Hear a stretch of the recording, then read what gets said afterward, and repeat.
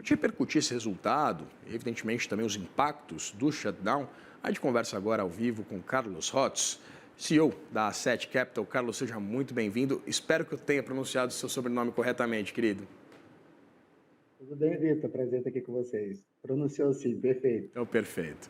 Carlos, queria começar exatamente te perguntando sobre o que esse dado indica acerca das perspectivas para a reunião do Federal Reserve na semana que vem, né? De acordo com o FedWatch lá do CME Group, há uma probabilidade de 94,6% de uma nova revisão baixista, de um novo corte, e apenas 5,4% de probabilidade de que o Federal Reserve mantém esses dados inalterados.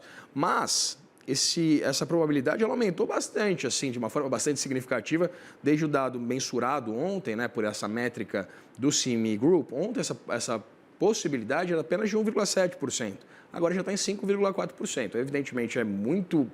é quase impossível, né, que isso aconteça, mas queria entender exatamente o que a gente pode esperar dessa próxima reunião do Fed, baseando-se no CPI publicado hoje. Perfeito. Acho que o CPI como um todo ele acaba sendo um certo alívio para o Fed, né? Porque o Fed iniciou um processo de corte de juros, mas o presidente e alguns diretores eles traziam muito um alerta, uma sinalização com relação à inflação. Então era muito na seguinte mensagem: olha, o mercado de trabalho está muito mais fraco do que a gente imaginava, né? Você comentou sobre a questão provavelmente da não divulgação do dado de inflação na próxima janela por conta do shutdown, mas vale lembrar que a gente teve alguns ajustes também de dados do mercado de trabalho sendo corrigidos ao longo de praticamente todo 2025. Então o mercado de trabalho como um todo lá fora, ele está muito mais fraco do que se imaginava e o Fed precisou atuar. O que Jerome Powell comentava? Que precisava de um alerta com relação à inflação e até o potencial impacto das tarifas que os Estados Unidos têm adotado com relação ao mundo inteiro nessa inflação. Então, a mensagem e o discurso era muito da seguinte maneira: a gente precisa cortar os juros, iniciar um processo de corte de juros por conta da atividade econômica, por conta do mercado de trabalho, mas existe uma atenção aqui na inflação. Quando a gente tem um dado como o do CPI hoje, como você mesmo trouxe, né, a gente também tinha uma expectativa desse dado ser divulgado ali na faixa de 0,30, foi divulgado ali, de 0,40, perdão, foi divulgado no 0,30, o núcleo também abaixo das expectativas.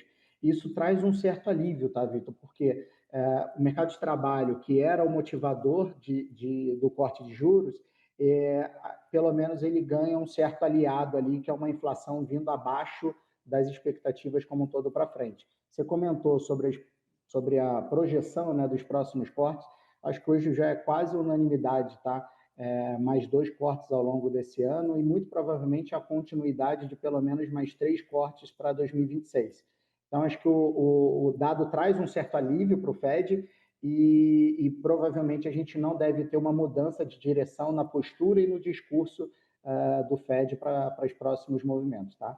Carlos, se a gente anualizar esses dados, né, você citou inclusive esse core, né, esse centro ali da inflação, ela veio em 0,2% no mês e 3% ao ano, também abaixo das estimativas, como você citava. O dado cheio também mostra também uma inflação de 3% anualizada. Está acima da meta de inflação. Essa tendência do Federal Reserve de dar vazão a novos cortes, mais 2 cortes esse ano, ela tem uma correlação exatamente com esse nível de atividade econômica e, evidentemente, o mercado de trabalho, mas o mercado nos Estados Unidos, evidentemente, as instituições elas aceitam uma inflação acima da meta esses novos cortes, né, na taxa de juros? Diferentemente do Brasil, lá existe um peso também para a questão da atividade, né, no mercado de trabalho. O mandato do Banco Central, do Copom, na verdade, aqui no Brasil, ele é um mandato exclusivo de controle inflacionário. Lá nos Estados Unidos, esse mandato é quase que híbrido, né? E o mercado de trabalho como um todo, a atividade econômica, geração de empregos e tudo mais, ele é um dado mais sensível do que o dado de inflação. Então, hoje, o Fed ele tem dado, ele não está negligenciando a inflação, ele continua com cautela com relação a esse tema, mas ele tem dado mais ênfase à questão da atividade. Na semana passada, o Jerome Powell comentou que eles não podem reduzir juros num nível em que comprometa todo o trabalho de desinflação da economia, como tem sido feito nos últimos 18 meses, pelo menos, mas que ele também não pode ser cauteloso demais a ponto de comprometer a economia americana.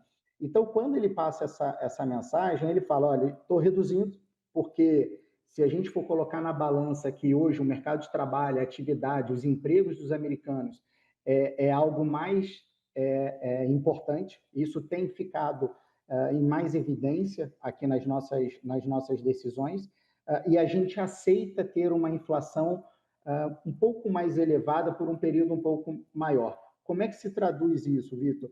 Na verdade, o que o Fed está fazendo, diferentemente do que a gente está vendo aqui no Brasil, pelo menos no discurso do presidente Galípolo, o Fed está aceitando diminuir a dose do remédio para não ter uma carga muito pesada no paciente. Então, o que ele fala? Olha, eu aceito ter uma inflação acima da meta por um período um pouco maior, porque eu vou precisar dosar, diminuir a dose desse remédio, porque eu não posso impactar o emprego dos americanos e a atividade. Então, hoje, nas decisões do Fed, a atividade econômica, o mercado de trabalho, ele tem sido um pouco mais importante do que a ótica da inflação. Inflação, Carlos, eu queria entender os elementos, né, que trouxeram essa inflação um pouquinho para baixo da meta, né, das previsões do mercado, e entender a sensibilidade desses setores, né, à política monetária em si.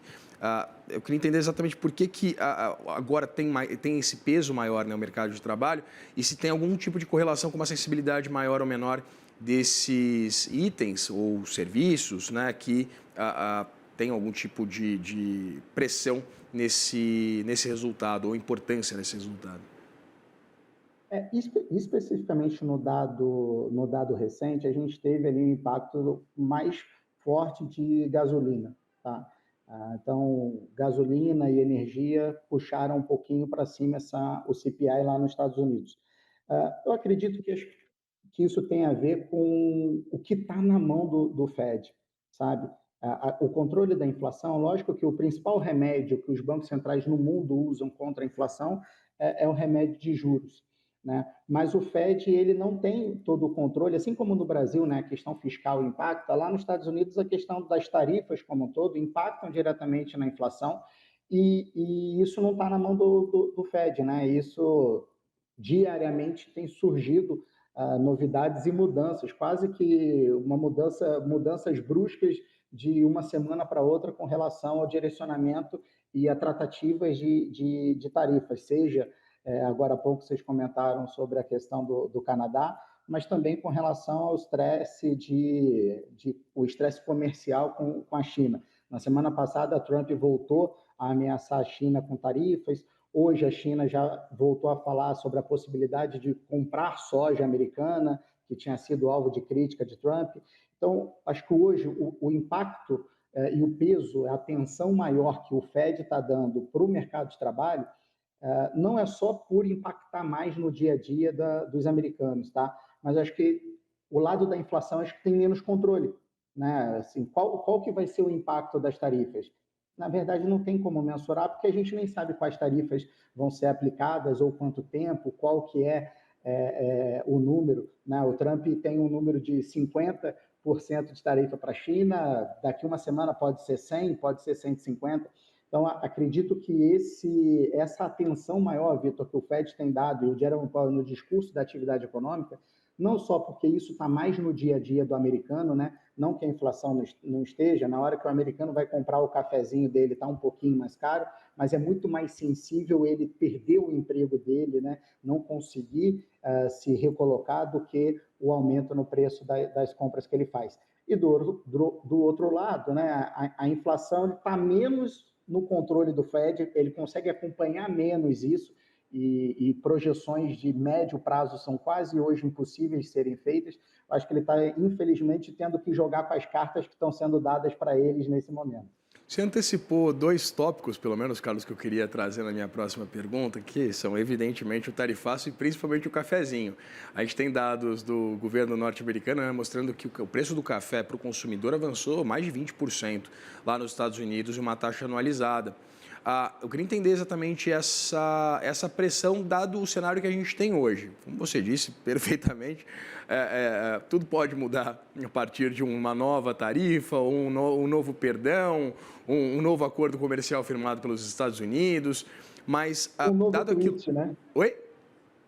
Um novo tweet muda tudo. Uma nova publicação na Truth Social pode mudar absolutamente tudo, mas eu queria entender exatamente qual que é o peso hoje.